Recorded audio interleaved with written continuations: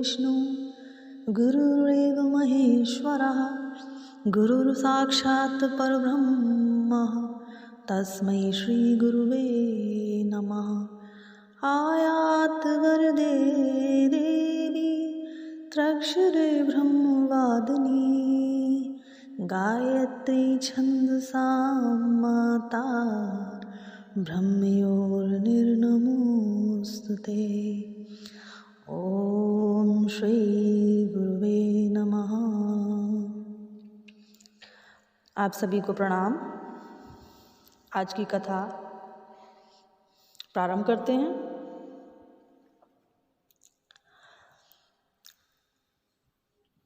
नारद जी बोले, ये ज्ञान पक्ष जिसे कहा या सुना जाता है, इसका पूरक कर्म पक्ष बताइए, जो करना और कराना पड़ेगा।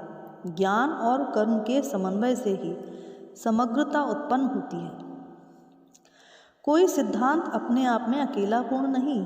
प्रयोग पक्ष जाने बिना सारा ज्ञान अधूरा है। फिर क्रिया पक्ष ज्ञान पक्ष का पूरक है।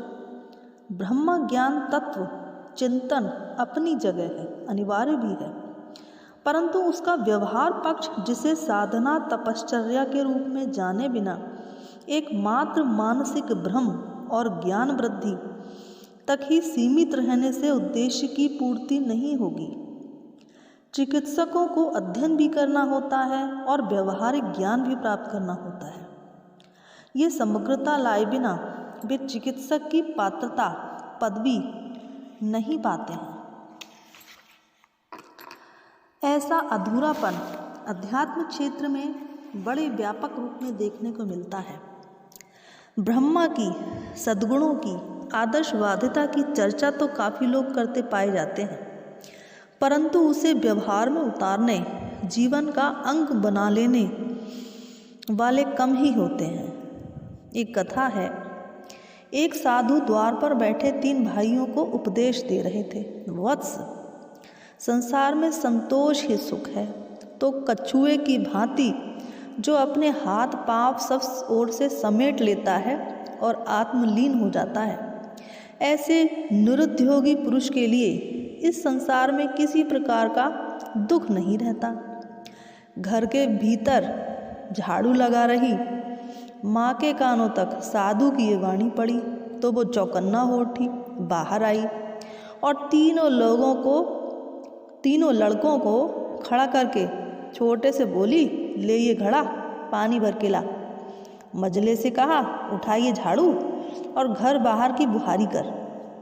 अंतिम तीसरे को टोकरी देते हुए उसने कहा, तू चल और सब कूड़ा उठाकर बाहर फेंक। और अंत में साधु की ओर देखकर उस कर्मवती ने उपदेश दिया, महात्मन, निरुद्योगी तो मैंने बहुत देखे हैं। कई पड़ोस में ही बीमारी से ग्रस्त, रणभार से दबे, शैतान की तरह दुकान खोले पड़े हैं।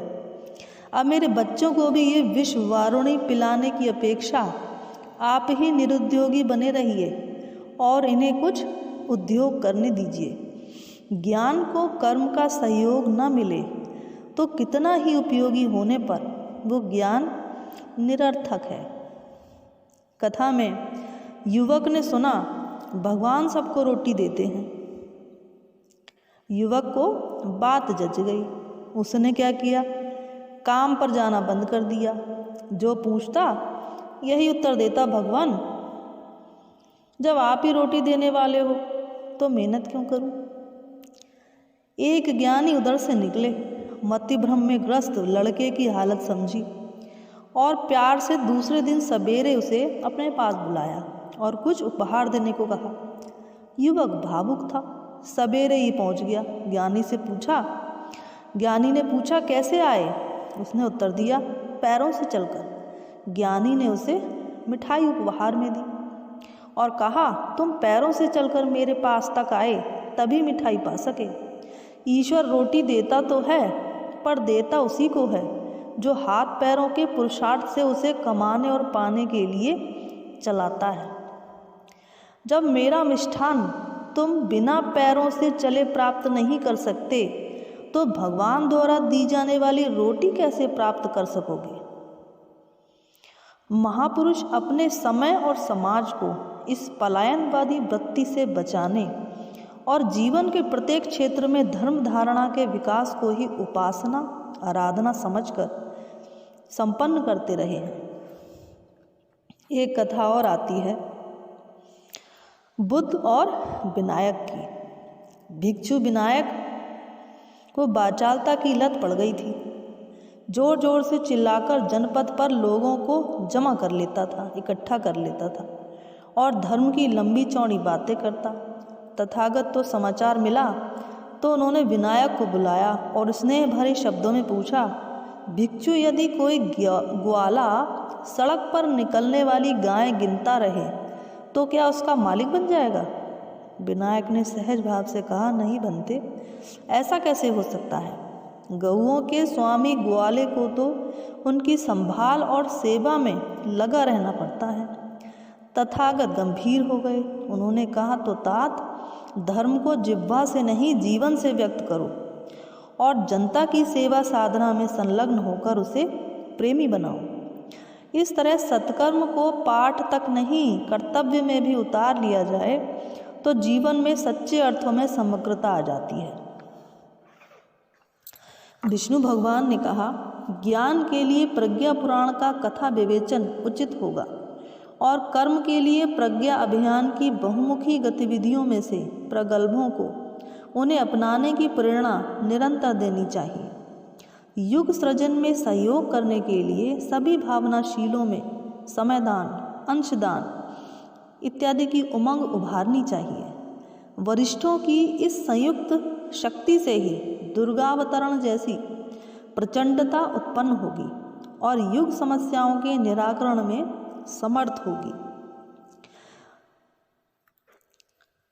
युग चेतना को व्यापक करने के बाद कर्म में प्रवृत्त होने के लिए भगवान प्रगल्भों की चर्चा करते हैं।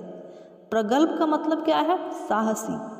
ऐसे शूरवीर जो सत्प्रयोजनों के लिए अपनी कमर कस लेते हैं, तैयार हो जाते हैं। अवतारों में उच्च स्तरीय वे ही माने जाते हैं जिनमें संत जैसी पवित्रता, सुधारक जैसी प्रखरता के साथ साथ ऋषियों जैसी तत्व दृष्टि होती है। वे उत्कृष्टता को समर्पित होते हैं। अहंता के परिपोषण में लगने वाली शक्ति समर्पण के बाद उनके पास इतनी अधिक मात्रा में बच जाती है जिसके आधार पर सामान्य व्यक्ति भी असामान्य काम कर दिखाते हैं।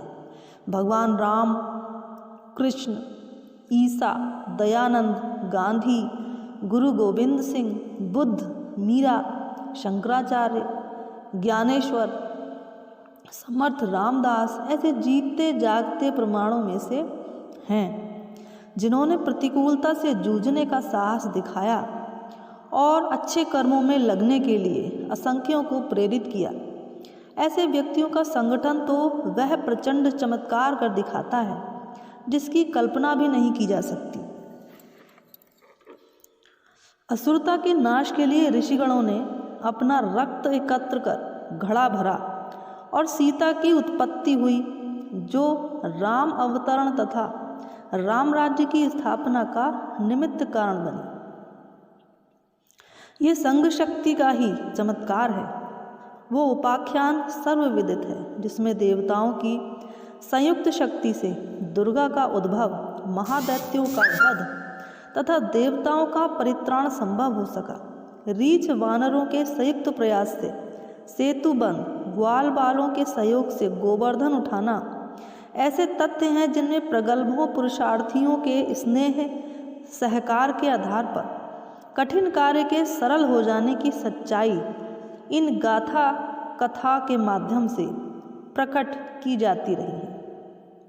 एक पिता के 4 पुत्र थे। चारों में प्रायः झगड़ा बना रहता था।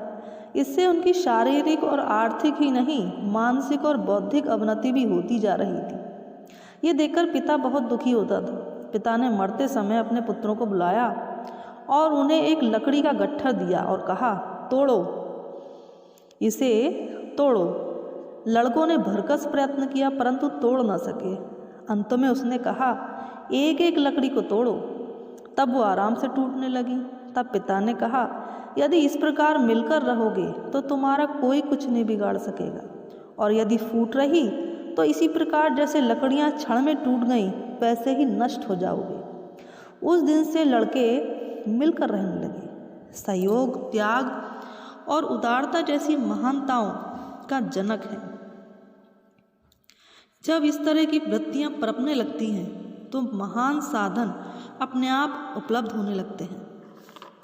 तिनके मिलने से, रस्सा बटने और सीकों के समन्वय से झाड़ू बनने की बात सभी जानते हैं और मानते हैं। साथ ही ये अनुभव करते हैं कि घटक चाहे कितना महत्वपूर्ण क्यों ना हो, सीमित प्रभाव ही प्रस्तुत कर सकता है। बड़े काम सदा संयुक्त प्रयासों से ही संपन्न होते रहे हैं। पांडव विजयी क्यों? ये कथा आती है कि पांडव विजयी कैसे हुए, क्यों हुए। पांडवों के अज्ञातवास से लौटने के बाद श्री कृष्ण भगवान ने उनकी मनस्थिति परखी और परिस्थिति को देखते हुए कौरवों से संघर्ष हेतु महाभारत हेतु प्रवृत्त किया। असमंजस को देखते हुए उन्होंने कहा, तुम्हारा विजयी होना सुनिश्चित है, क्योंकि तुम 5 होते हुए भी 1 हो और कौरवगण 100 होते हुए भी अलग अलग मत वाले हैं, अलग अलग विचार वाले हैं। संघ शक्ति के कारण ही नीति पक्ष की विजय होती है। हुआ भी यही। पांडवों में कोई सेनापति नहीं था। प्रतीक रूप में 5 पांडवों को छोड़कर धृष्टद्युम्न को सेनापति पद दे दिया गया। संगठन शक्ति, सहयोग, सहकार के कारण ही वे विजय हुए, लेकिन कौरवगण सेनापति पद के लिए लड़ते रहे। परस्पर विरोध, विग्रह ही उनकी हार का मूल कारण बना। आज की कथा यहीं समाप्त करते हैं। आप सभी लोग स्वस्थ रहें, सुरक्षित रहें। परम पूज्य गुरुदेव से यही कामना है। आप सभी लोगों को मेरा नमन वंदन।